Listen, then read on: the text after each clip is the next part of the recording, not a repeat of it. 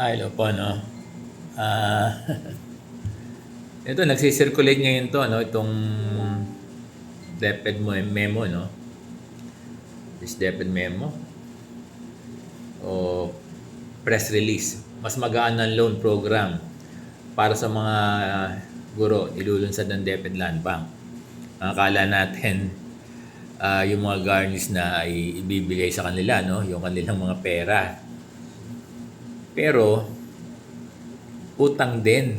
O, parang walang iniwan sa buyout eh. Sa pagkakaunawa ko, ewan ko kayo. Tapos parang hindi ko maintindihan kung bakit 1,000 teachers lang ang bibigyan ng assistance. Eh di ba matagal naman na nagpapalo ng ang bangko at hindi na bago ito. Eh sinasabi nila na matitira 5,000. Hindi ko sa inaano yung mga lending. Ganyan din naman eh. Ang mga private lending, di ba, nagtitira sila ng 5,000. Oo. So, magiging komplikado dahil buyout ang lalabas nito, refinance eh. Ano bang pagkakaintindi nyo rito? Kasi, ang sabi rito, sa ilalim ng kasunduan, maglulunsad ang Land Bank ng Loan Assistance Arrangement. Utang din, na magpapahintulot na ma-refinance ang kasalukuyang mga utang ng mga epektadong kawani ng DepEd mula sa private lender. So, refinance. O de, buyout, no? Buyout. Wala din matitira sa teacher. Wala din matitira. Ganon din naman ang PLI, nagtitira din sila ng 5,000 actually. Kaya lang, yung mga teacher, isinanla pa rin yung 5,000 sa mga hindi accredited na PLI. Dapat diyan huwag ganito, huwag loan ang ibigay ng Land Bank. Yung panawagan natin sa Land Bank na yung mga garnish ibigay.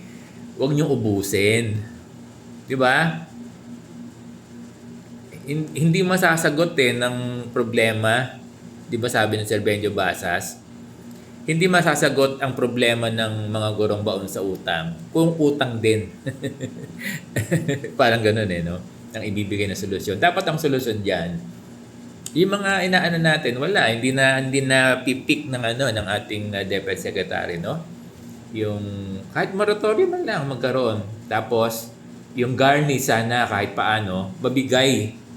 'Di ba? Mabigyan yung mga guro from dun sa sinasahod na nila sa mga benepisyo nila na ibigay yung mga katulad nito, hinihiling natin yung mid-year bonus na sana maibigay ng Land Bank. Alam niyo Land Bank huwag niyong i-garnish yung oo, hindi kailangan ng guro yung yung loan nyo. Kasi naka-loan na sila rito, magiging complicated. Wala din matitira sa teachers kung i-refinance nyo.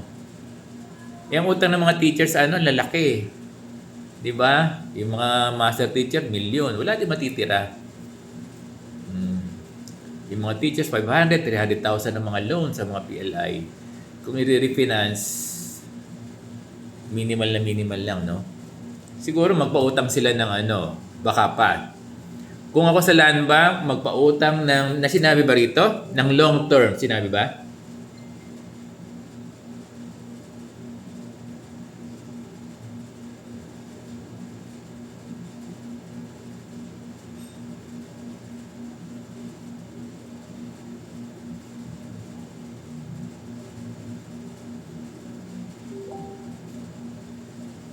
Ang existing 7, sila daw 6.5. Wala din. Pero kung itong Land Bank ay pahabain na lang yung long terms, pwede to, no? Baka dyan na pumunta lahat Land Bank, kaya lang 1,000 lang i-accommodate. Kaya wala namang sinasabi. Kung long term sana yan na 10 years, papatulan yan ng mga teachers. Kaya lang Land Bank, wala kayong hindi alam kung ano ang long term nyo. Kung long term nyo ay 10 years, papatulan yan ng mga guro.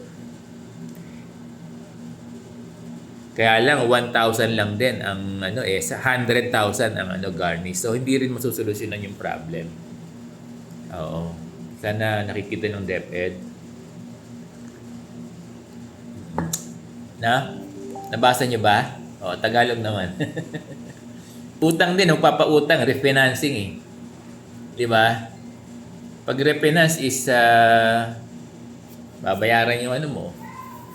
Parang ganun eh, yung utang mo. Parang ganun eh, no? Babayaran utang mo doon sa PLI. Ngayon, sa land bank kami utang. Yun ang pagkakaunawa ko rito. Maglulunsad ang land bank ng loan assistance arrangement. Hindi utang din.